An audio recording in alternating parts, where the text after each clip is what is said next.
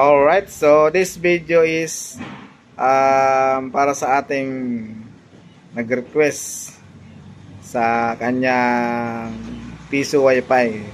So ang gusto niya ay meron siyang signal sa baba at sa baba kasi yung kanyang piso wifi is nasa taas lang at sobrang taas ng kanyang antena. So sabi ko additional siya ng router sa baba through EV para doon niya sasaksak yung kanyang EV din sa taas. So ito yung nirecommend ko na TP-Link na brand na pwede gawing access point.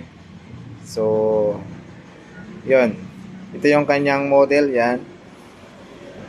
So pakita ko yung port, yan ang port niya, yan. So sa piso wifi niya, yung galing sa USB LAN dito niya ilalagay. Okay, clear? So sa mga interested sa ating video, ganito natin gagawin nyo. Kahit kayo na lang gagawa, bilhin na lang kayo ng access point, then change name, tapos kayo rin bilhin yung modem, tapos lagyan kayo sa IP address nya, then gawin yung access point yung router. Halos lahat ng router pwede gawing access point. So ito yung kanyang yung kanyang back. Yan. Ito yung ito yung pinapasokan ng internet. Ito yung pinapasokan ng internet. Pagka normal internet lang, dito may lalagay, tapos plug and play lang, wala ka nang gagalawin. Kasi TP-Link naman may mga default password na yan. So pag ang internet mo is galing sa mga telco, yan dito. Kung purpose mo naman piso wifi, so dito rin din. So yung galing USB LAN dito may lalagay. Yan.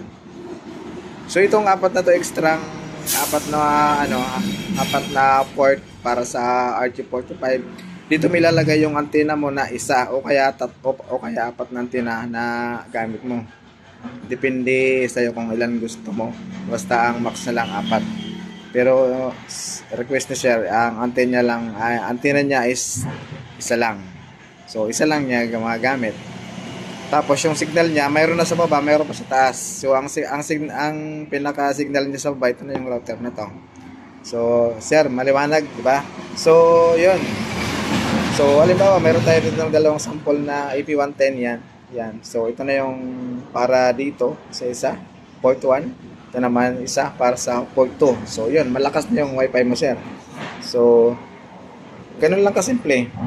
Pwede ka nang mag-add ng yung wifi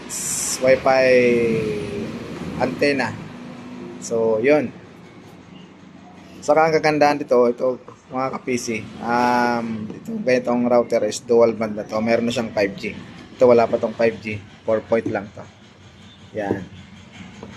So yun, kung gusto mo naman mas malayo na lagyan nito, maglalagay ka ng MediaCon.